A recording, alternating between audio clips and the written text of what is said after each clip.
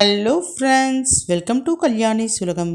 இன்றைக்கி இந்த வீடியோவில் ஆடி ஃபஸ்ட்டு, அதாவது இன்றைக்கி நான் என்ன சமையல் பண்ணேன் அப்படின்றதையும் நேத்திக்கு நைட்டு எங்கே போயிட்டு வந்தேன் அப்படின்றதையும் உங்கள்கிட்ட ஷேர் பண்ணிக்க போகிறேன்.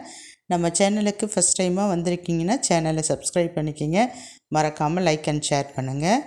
நேத்திக்கு நைட்டு தாங்க நாங்கள் எங்கே போயிட்டுருக்கோன்னு பார்த்தீங்கன்னா ஹாஸ்பிட்டலுக்கு தான் போயிட்டுருக்கோம். ஒரு 4 டேஸாக விடாமல் ஃபீவருங்க. சரி, நானும் குறைஞ்சிரும்னு பார்த்தேன், குறையிற மாதிரி தெரியல. இதுக்கப்புறமேட்டு ஃபீவர்னு வீட்டிலையே இருந்தால் பிரச்சனையாயிடும் அப்படின்ட்டு ஹாஸ்பிட்டலுக்கு போயாச்சு.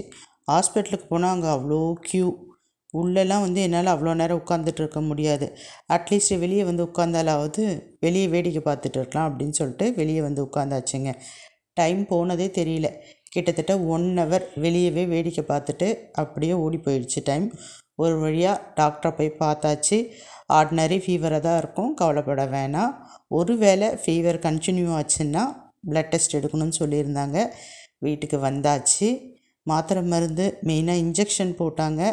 போனோடனே சாப்பிட்டுட்டு மாத்திரையை போட்டுட்டு படுத்துருங்க, காலையில் ஓரளவுக்கு நீங்கள் நார்மல் ஆகிடுவீங்க அப்படின்னு சொல்லி தான் அனுப்பிச்சாங்க டாக்டர்.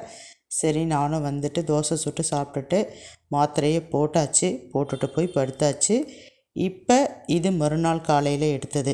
என்னால் கொஞ்சம் எந்திரிக்க முடியல, சிரமமாக தான் இருந்தது. உங்கள் எல்லாருக்குமே தெரியும், என்னுடைய வீடியோஸ் பார்க்குறவங்களுக்கு, என்னுடைய மூத்த மகளுக்கு 6:30க்குள்ளார லன்ச் அண்ட் டிஃபன் பேக் பண்ணியிருக்கணும். பட் இன்றைக்கி டிஃபன் லஞ்சுன்னு தனித்தனியாலாம் செய்யலைங்க. மொத்தமாகவே 2 வேளைக்கும், காலையிலைக்கும் மதியத்துக்கும் சேர்த்து சாம்பார் வச்சுட்டேன். முள்ளங்கி கத்தரிக்காய் 2 காய்கறிகளையும் மொத்தமாக சேர்த்து சாம்பார் வச்சுருந்தேன். சுட சுட சோறு வடிச்சிருந்தேன்.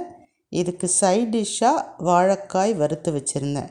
என்னுடைய வீடியோஸ் பார்க்குறவங்களுக்கு தெரியும், என்னுடைய மூத்த மகளுக்கு 6:30 6:40க்குள்ளார நான் அவளை ரெடி பண்ணி அனுப்பணும். அதனால் இன்றைக்கி டிஃபன் எதுவும் செய்யலிங்களா.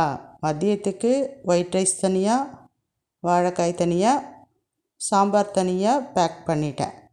காலையில் தான் டிஃபன் செய்யலை இல்லைங்களா, அதனால் சோறுலேயே கொஞ்சமாக சாம்பார் விட்டு நல்லா மிக்ஸ் பண்ணி டிஃபன் பாக்ஸில் நல்லா குழைவாக கட்டிட்டேன். அதுக்கு சைட் டிஷ்ஷாக மேலேயே 2-3 வாழைக்காய் துண்டுகளை வச்சு பேக் பண்ணிட்டேன். அவளும் எதுவுமே சொல்ல மாட்டாங்க. 3 வருஷமாக காலேஜ் போயிட்டுருக்கா. இதுதான் வேணும் அதுதான் வேணும் அப்படின்லாம் எப்போவுமே கேட்டதில்லை. நான் என்ன கொடுத்தாலும் அவள் மட்டும் வாங்கிட்டு போயிடுவாள். பாருங்கள், சாம்பார் சாதம் காலையிலேயே நல்லா சூப்பராக கமகமகமன்னு வாசனை வந்தது. சூப்பராக சாம்பார் சாதத்தை பேக் பண்ணியாச்சு, மேலே வாழைக்காய் வச்சாச்சு. அங்கேருந்து பேக்கிங்கெல்லாம் முடித்தாச்சு. எப்போவுமே அவங்க அப்பா 6:40க்குள்ளர காலேஜ் பஸ் வர இடத்துல கொண்டு போய் விட்டுடுவார். அங்கேருந்து பஸ்ஸில் அவள் ஏறி போயிடுவாள், காலேஜ் பஸ்ஸில். இன்றைக்கி அதுக்கும் டைம் ஆயிடுச்சு. சீக்கிரம் அப்படின்னே பரபரப்பாக கிளம்பிட்டு இருந்தா. அந்த நேரம் பார்த்து அவங்க அப்பா பார்த்திங்கன்னா தலைக்கு பேக் போட்டிருந்தார். வேறு ஆப்ஷனல் இல்லாமல் குளிச்சுட்டு கிளம்புனா பஸ்ஸை மிஸ் பண்ணிவிடுவாங்க அப்படின்ட்டு, சரி வா அப்படியே அழைச்சிட்டு போகிறேன் அப்படின்னு சொல்லிட்டு புலம்பிக்கிட்டே அவரும் அவளை ஏற்றிக்கிட்டு கிளம்பிட்டார். ஒரு வழியாக பெரியவளை 6:40க்கு அனுப்பிச்சாச்சு. எப்படியோ சாப்பாடு அதையே கிளறி கொடுத்து அட்ஜஸ்ட் பண்ணிக்கோன்னு சொல்லியாச்சு. அவளை எதுவும் சொல்லலை, கிளம்பிட்டா. பாருங்கள், அவளை கிளம்பினவுடனே ஒரு சின்ன ரெஸ்ட்டு கிடைக்கும் எனக்கு. 2வது சின்னவளை ரெடி பண்ணணும் நான். அவளுக்கு பாய் சொல்லிவிட்டு அப்படியே உள்ளே ஒரு 10-15 நிமிஷம் கம்முன்னு ஊஞ்சலில் உட்காந்துட்டேன். என்னால் முடியலை, ஒரு மாதிரி ரொம்ப டயர்டாகவே இருந்ததா, அதனால் ஊஞ்சலில் அப்படியே கம்முன்னு உட்காந்துட்டேன். எந்த வேலையும் சுறுசுறுப்பாக பார்க்குறதுக்கு மனசு வரவே இல்லை, ரொம்ப டயர்டாக இருந்தது. அங்கேருந்து சின்னவளை குரலை கொடுத்து எந்திரிச்சு குளிடி அப்படின்னு சொல்லிவிட்டு கொஞ்ச நேரம் சோஃபாவில் உட்காந்தா எப்படி தான் தூங்கினேன்னு எனக்கே தெரியல. என்னுடைய 2வது மகன் என்னம்மா தூங்கிட்டு இருக்க, நீங்கள் கிளம்பலையா அப்படின்னு சொல்லி கேட்டால் டைம் பார்த்தா மணி 7:45 கிட்ட ஆகிடுச்சு.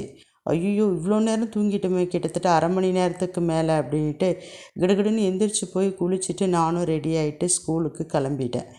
ஒரு வழியாக இன்றைக்கி ஆடி 1 காலையில் இப்படி தாங்க போச்சு. உங்களுக்கெலாம் எப்படி போச்சு அப்படின்றத கமெண்ட் செக்ஷனில் சொல்லுங்கள். ஆடி 1 இனிமேல் ஒரே அம்மன் வழிபாடாக தான் இருக்க போகுது. பாய்.